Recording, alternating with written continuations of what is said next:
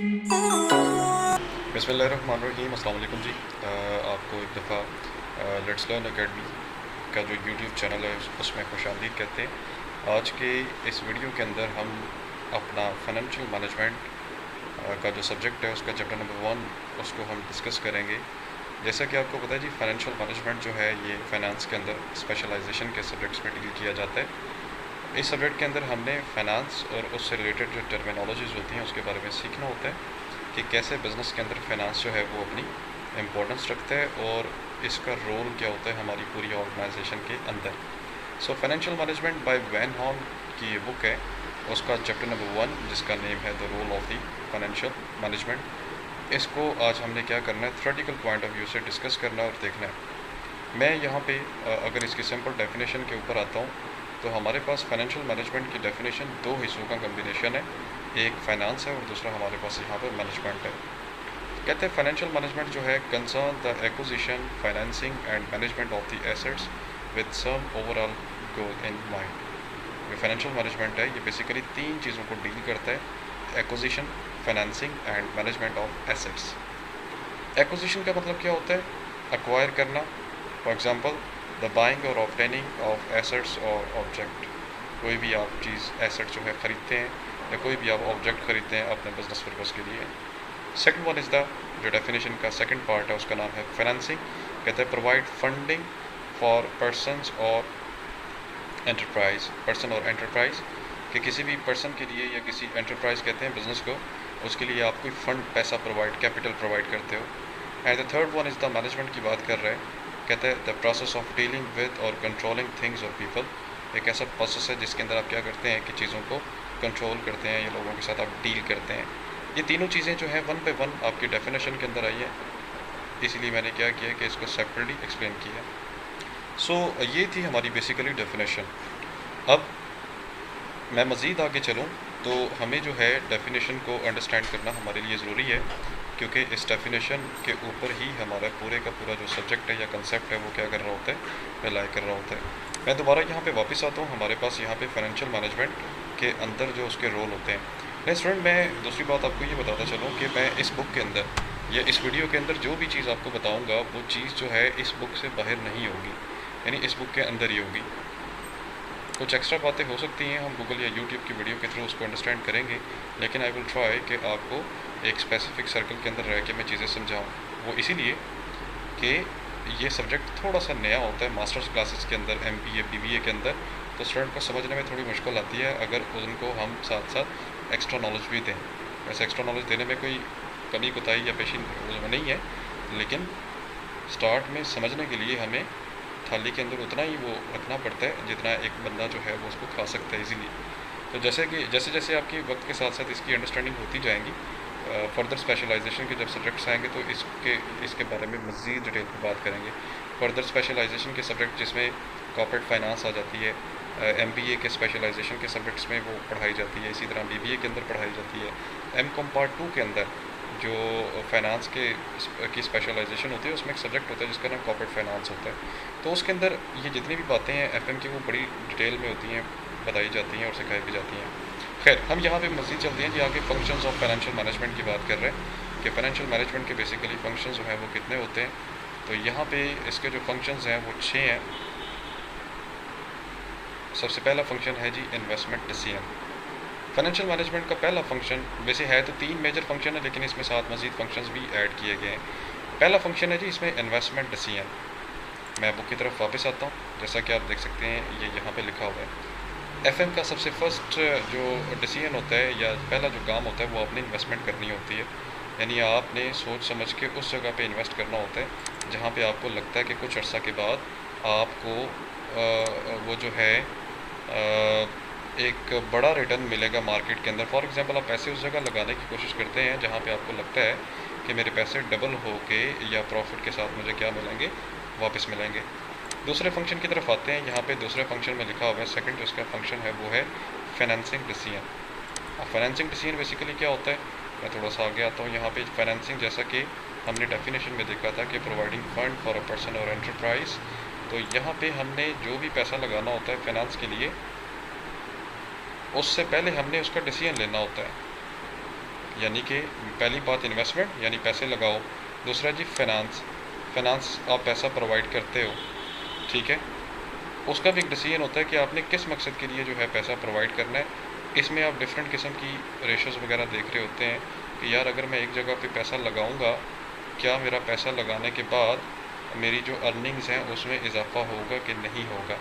फ़िलहाल आप इसमें इतनी बात रखें। थर्ड वन जो इसका मेजर फंक्शन है वो है एसेट मैनेजमेंट डिसीजन।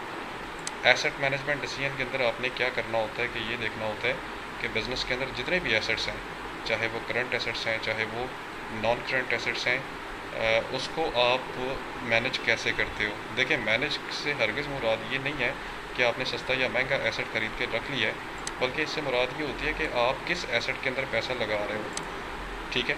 जिस भी एसेट के अंदर आप पैसा लगा रहे हो, क्या वो एसेट वक्त के मुताबिक आपकी ज़रूरत पूरी कर रहा है या आपने जैसे उसको ख़रीद के रख लिया। देखें, मैं इससे सिंपल से एक मिसाल देता होता हूँ कि अगर आपके पास ऑलरेडी एक मोबाइल है ना, आप जनाब आपने देखा आपके दोस्त ने अच्छा मोबाइल ले लिया, तो आप भी उसको देख के अगर मोबाइल रख लेते हो महंगा सा, लेकिन कॉल तो आप पुराने वाले मोबाइल से सुन रहे हो, तो इसका मतलब ये है कि जो नया मोबाइल आपने ला कर रखा है, चाहे एक दो फंक्शन उसको डील करने के लिए, तो वो फिर आपका कोई अच्छा डिसीजन नहीं होता।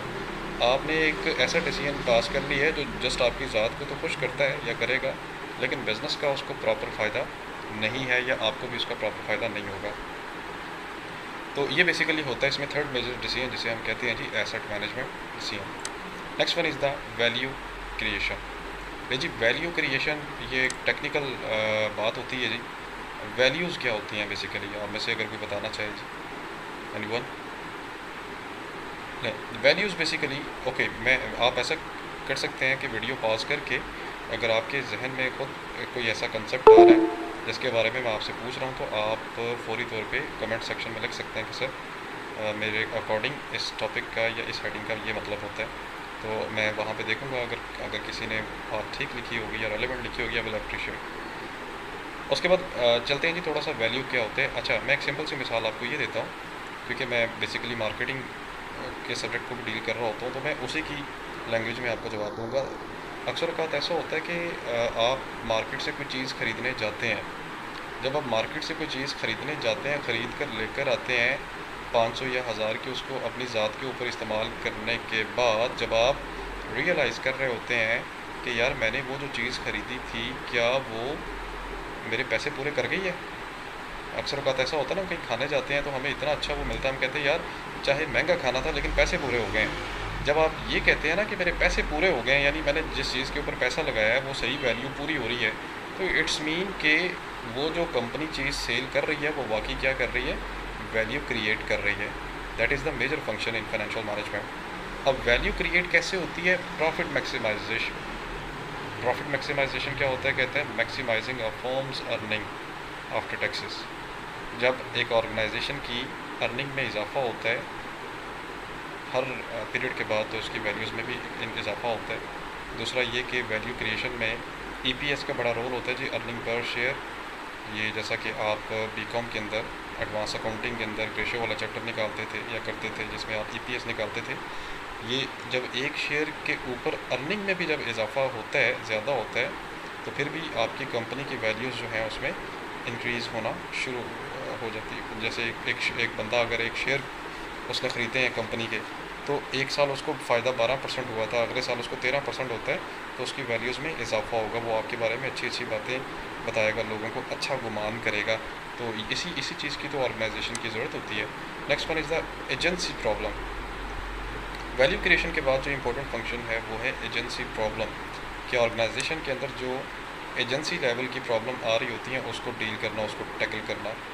जैसा कि एजेंसी प्रॉब्लम क्या होती है जी, आपको पता है यहाँ पे एजेंट एंड प्रिंसिपल का ताल्लुक होता है। मैं अगेन बीकॉम की बात करूँगा। बीकॉम के अंदर आपने मतलब कि एक सब्जेक्ट पढ़ा था law, business law, BCom part 2 में।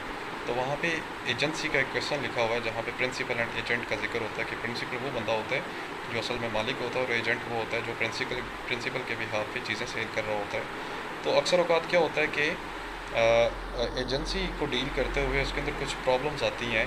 अक्सर का प्रिंसिपल को ये लगता है कि एजेंट ज़्यादा पैसे ले रहा है, एजेंट को अक्सर औकात ये लगता है कि मैं मेहनत ज़्यादा कर रहा हूँ, लेकिन प्रिंसिपल मेरा मुझे उसके अकॉर्डिंग डील नहीं कर रहा। तो इस किस्म की जो प्रॉब्लम आती हैं, ये भी फाइनेंशियल मैनेजमेंट के अंदर इसको क्या की जाती है, डील किया जाता है, इसको टैकल आउट किया जाता है। ये चीज़ें मैं साथ साथ हाईलाइट कर रहा हूँ, आपने क्या करना है, एक एक दफ़ा बुक खोल के उसको स्टडी कर लेना है।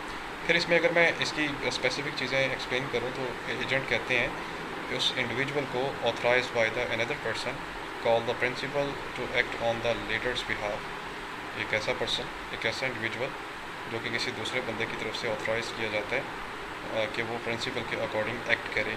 अब एजेंसी की डेफिनेशन है, कहता है a branch of economics relating to the behavior of principals such as owner and their agent such as managers। यानी एजेंसी थ्योरी है जी, इसमें वंस अगेन ऑनर्स का और एजेंट्स का ताल्लुक आ रहा है। उसको इन दोनों के रिलेशनशिप को हम एजेंसी कहते हैं। थोड़ा सा मज़ीद आगे चलते हैं जी फाइनेंशियल मैनेजमेंट के अगले फंक्शन की तरफ। वो है यहाँ पे CSR। CSR stand for corporate social responsibility. अब CSR क्या होता है, मैं टू द पॉइंट यहाँ पे बात करूँगा। कहते हैं business outlook that acknowledges a firm's responsibilities to its stakeholders and the natural environment. अब यहाँ पे सर स्टेक होल्डर क्या होता है जी, मैं डेफिनेशन पे बाद में आता हूँ। तो स्टेक होल्डर ये वो वाले लोग होते हैं जिनका डायरेक्टली या इनडायरेक्टली कंपनी के साथ ताल्लुक होता है। एक शेयर होल्डर होता है, एक स्टेक होल्डर होता है। तो स्टेक होल्डर वो लोग हैं जिनका कंपनी के साथ डायरेक्टली या इनडायरेक्टली ताल्लुक कोई ना कोई होता है। जैसे वो आपने किसी से अगर परचेज़ किया या सेल किया, किसी के साथ आपका कंपटीशन है या व्हाटएवर, किसी भी तरह से जब एक बंदे का कंपनी के साथ कोई ताल्लुक पड़ता है या वास्ता पड़ता है तो वो उसका स्टेक होल्डर होता है, ठीक है। और शेयर होल्डर वो लोग होते हैं जो मालिक होते हैं, जो पैसा लगाते हैं, जो शेयर्स खरीदते हैं। अब कॉर्पोरेट सोशल रिस्पॉन्सिबिलिटी में क्या बात आती है, वंस अगेन, कि जो कंपनी है, जो बिज़नेस है, उसके ऊपर जो स्टेक होल्डर की रिस्पॉन्सिबिलिटी होती है वो उसको एक्नॉलेज करे। जैसा कि एक बंदा अगर कंपनी के साथ, वो कंपनी को अगर वो चीज़ें सेल कर रहा है या कंपनी के साथ उसका कोई रिलेशनशिप बिल्ड हो रहा है, यानी रिलेशनशिप से मुराद को बाइंग एंड सेलिंग का या एजेंट एंड प्रिंसिपल का, या तो उस दौरान कंपनी के ऊपर भी ये रिस्पॉन्सिबिलिटी बनती है कि वो CSR का मुजाहरा करे, वो जनाब प्रॉपर जो रिस्पॉन्सिबिलिटीज़ होती हैं उन रिस्पॉन्सिबिलिटीज़ को पूरा करे, ठीक है। तो ये बेसिकली होता है कि नेचुरल इन्वायरमेंट। एक तो ये बात आ गई। दूसरा स्टेक होल्डर के बारे में मैंने आपको बताया है कि ये वो पर्सनस होते हैं जिनका डायरेक्टली या इनडायरेक्टली किसी भी शक्ल में कंपनी के साथ कोई ताल्लुक होता है या वास्ता होता है। Third one is the sustainability. Sustainability जो है ये इसी के अंदर आ रहा है। वो कहता है कि meeting the needs of the present without compromising the ability of future generation to meet their own needs, ठीक है। सस्टेनेबिलिटी, सस्टेनेबिलिटी बेसिकली कहते हैं कि जैसा कि एक बंदा एक जगह पे एफर्ट कर रहा है तो वो एफर्ट जो है वो कॉन्टीन्यूस अपनी रखे। वो एफर्ट किस चीज़ की होती है, वो एफर्ट प्रोडक्टिविटी की हो सकती है, वो इन्वायरमेंट को बेहतर बनाने की एफर्ट हो सकती है, वो CSR से रिलेटेड स्टेक होल्डर की तरफ एक एफर्ट हो सकती है। अब वो कहता है कि उस एफर्ट के अंदर कंप्रोमाइज़ नहीं होना चाहिए कि आप अपनी ज़रूरत को पूरा करने के लिए दूसरे लोगों की एबिलिटीज़ को इस्तेमाल करें या जनरेशन को अपने मकसद के लिए इस्तेमाल करें। याद रखिएगा कि फाइनेंशियल मैनेजमेंट के अंदर एक बात ये भी बताई जाती है कि आपने यंग जनरेशन को या टैलेंटेड लोगों को अपने ज़ाती मकसद के लिए इस्तेमाल नहीं करना, बल्कि उनको अपने ग्रो करना है ताकि वो लोग अच्छा अर्न कर सकें अपने स्टैंडर्ड। देखें ना, एक बंदा अगर इतनी मेहनत करके डिग्री लेता है तो वो एक सेठ के बिज़नेस में चला गया, सेठ को पता है ये गरीब है, ये ज़रूरतमंद है, तो मैं इसको जिस तरह से भी इस्तेमाल करना चाहूँ कर सकता हूँ। तो ये जो चीज़ होती है फिर ये गलत होती है, ठीक है, इस तरह नहीं होना चाहिए।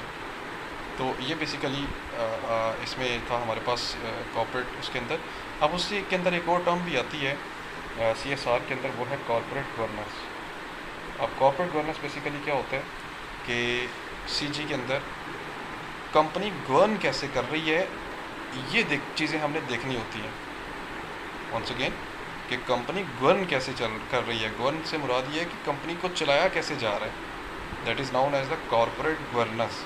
जैसे पंजाब का गवर्नर है ना, गवर्नर मतलब सरवर साहब जिनका नाम, गुलाम सरवर जिनका नाम है, तो वो पंजाब की परफॉर्मेंस को देखने के लिए बैठे हुए हैं कि पंजाब जो है एक्चुअल में परफॉर्म कैसा कर रहा है। यानी आपके जो CM साहब हैं वो बुज़दार साहब हैं राइट नाउ, तो लेकिन ओवरऑल जो यहाँ के गवर्नर हैं वो गवर्नर हैं आपके गुलजार साहब, अपना गुलाम सरवर साहब। अक्सर औकात कमो पेशी है कि टीवी पे हैं या कभी कभार खैर आ जाते हैं अपना चेहरा दिखाने के लिए। अलबत्ता ये है कि कॉर्पोरेट गवर्नेंस, तो ये भी चीज़ जो है ये उसके इंपॉर्टेंट फंक्शंस के अंदर ऐड होती है, ये CSR के अंदर आ रहा है। मैं थोड़ा सा आगे चलता हूँ, इसमें फिर आ जाता है जी डिफरेंट किस्म के role of board of director कि जो डायरेक्टर्स बनाए जाते हैं उनका क्या रोल होता है किसी भी चीज़ को लेके।